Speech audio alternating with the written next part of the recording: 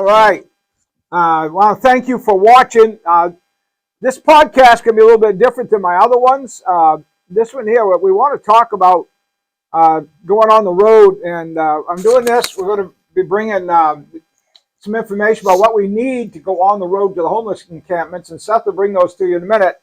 But what I just want to share with you, let me say the experiences on the road are incredible. Yeah. And now we're going Shelters by Jesus. We're calling it Shelters by Jesus Mobile because we're going to the encampments. Yeah. We've been to Portland twice, and the last time we gave out 700 sandwiches, 300 hot dogs. Give me a list. Wow. 700 sandwiches, 200 hot dogs, 30 cases of water, 21 tents, 23 sleeping bags, 200 bags of toiletries, an entire case of toilet paper, at least 100 boxes of granola cereal. And chips. Chips, granola bars, walnuts. Do we have wipes?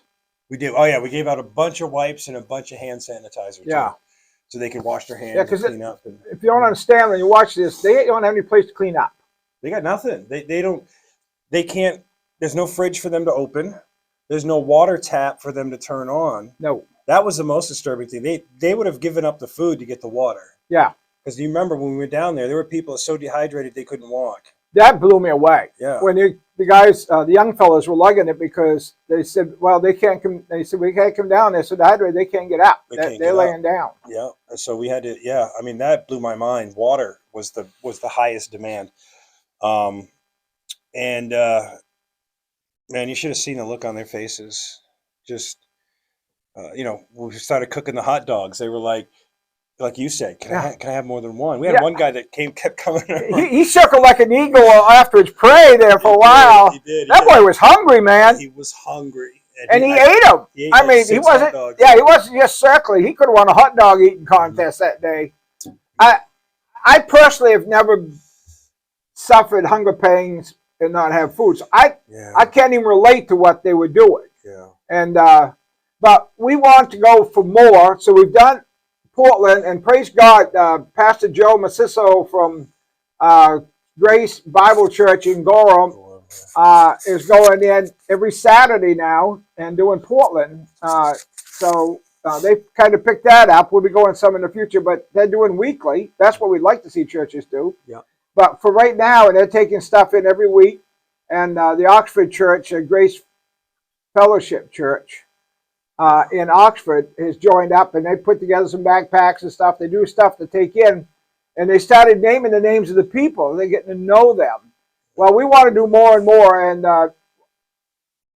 this won't be a long, drawn-out thing. You're going to go, man, that's a short one, but we're going to Auburn this week. We want to do the Lewiston, Auburn area, and we're starting with Auburn. And if you want to join us, we're right by the Irvings in Auburn. It's Turner and Center Street, I think it is. Oh, I know where that park is. The corner of Turner and Center Street. It's Turner and Center. Yeah. Right. So we're going to be there. They said there's a huge encampment there. So if you're in the Auburn area, Lewiston, Auburn area, and you want to join us, we're going to be there around 11 o'clock. Setting up a barbecue. We want to do hot dogs and want to do the same stuff we did down in Portland. Yeah. And but it takes a lot of stuff to do this. And why we're putting that out there, if you'd like to be a part of it, well, I can't go there, but I have a heart for the homeless too. Well, then you can send money to us at to Shelters by Jesus. You can go to sheltersbyjesus.com. You can see how to do that. You can call us on the phone if you want to do something and say, I'm going to send this, or I've got this to give. Or if you say, I haven't got anything, but I'd like to give money, you can do that too. Just designate it. Homeless on the road ministry, however you want to put it.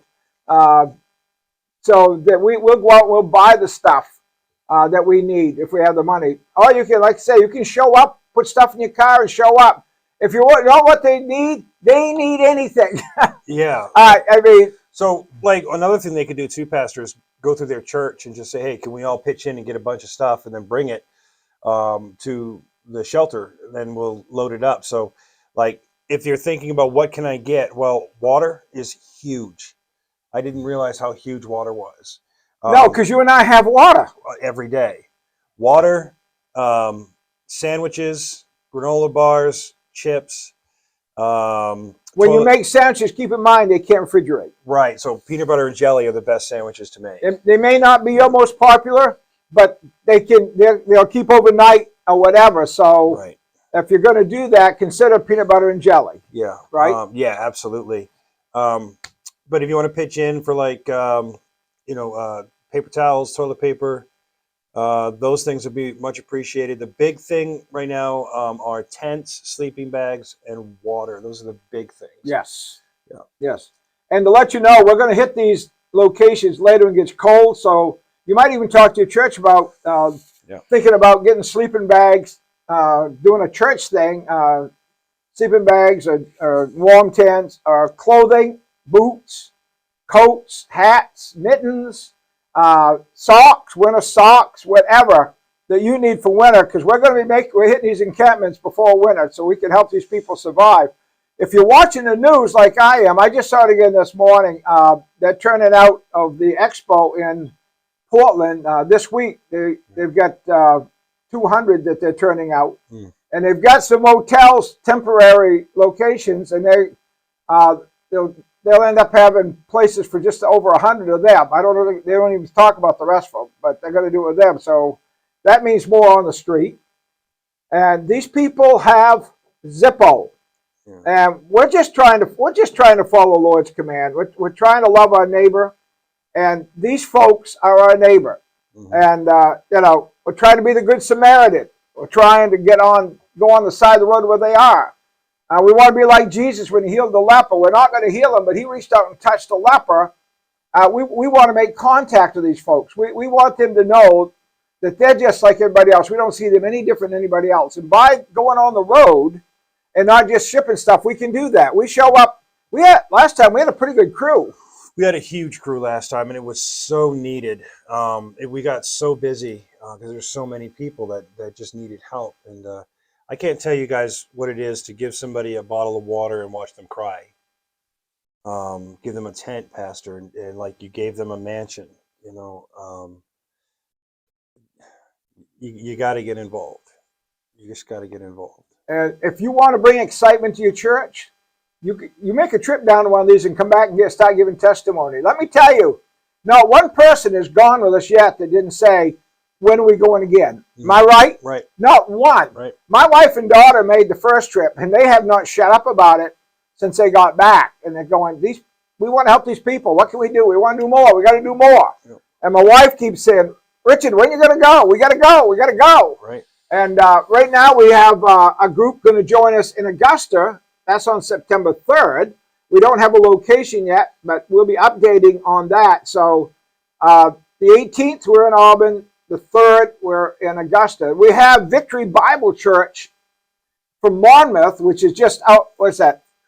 How far from Augusta? From Augusta, like 15 minutes. That's what I'm thinking. Yeah. So they're going to go with us, and then they're going to do follow-up after that. Right. So they're going to. My daughter Lexi and people from her church are going to join us as well. So Augusta's going to get some help. All these places, all they need is somebody to start the fire. Yeah. But now we're getting it started. But these people now can't. Over time they're going to run out of goodies. We need stuff so we can continue meeting these needs. And if you, as an individual, or you go to your church and go, hey, let's do something for the homeless here. Yeah. Especially if you're in those areas. If your church is in the area of Portland or Auburn or Lewiston or Augusta, speak to your church and go, how can we get involved? And they go, well, if your church says, we don't want to go to the encampments, we're scared because some are. That's fine. We understand, okay? But you can give stuff to us, and we'll get it to them if you don't want to take it yourself. Or you can just show up and join us. And like I say, this week we're at Auburn. We're at the corner of Turner and Center Street in a big area near an Irving's.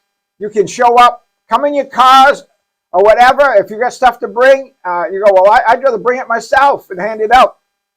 Come on. We're not in this so people pat shelters on by Jesus on the back. We're not in this for our glory. We're in this to help out these people. We want to serve God. That's all we want to do. This is not about us. All right? This is about those people on the street. And if you go, well, I'd like to have people know I'm coming in. Well, I'll tell you what, when we announce this, man, tell me your name. The next time I do a podcast on it, I'll say this church and these people, and I'll name them if you'd like. We'd be glad to do that. Absolutely. We're doing that now with all the churches. We got Pastor Ed Spencer with North Monmouth, who's on my board, and they're supplying the trailer, and they buy stuff too. But we got a trailer that we're taking for right now. We're working on hoping and praying that a friend of mine in NASCAR is going to get his sponsors to give us a NASCAR trailer. That's where we're at right now. So we got a mobile unit down the road. Nothing's been promised, but they're working on it. So we're praying for that. But all we want to do is minister to these people that nobody gives two hoots about. And I just saw on the news now they got over 300 overdoses right now a year. And well, part of it is just hopeless. You go down there and meet them, and they're there. They don't know what they can do to get out of their situation. They're hopeless, and they take these drugs, a lot of them, just so they don't feel anything.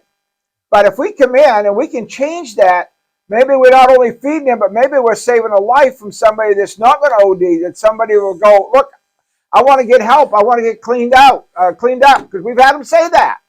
And you can be a part of that. You can help encourage them. You can join us. The fields are white with harvest.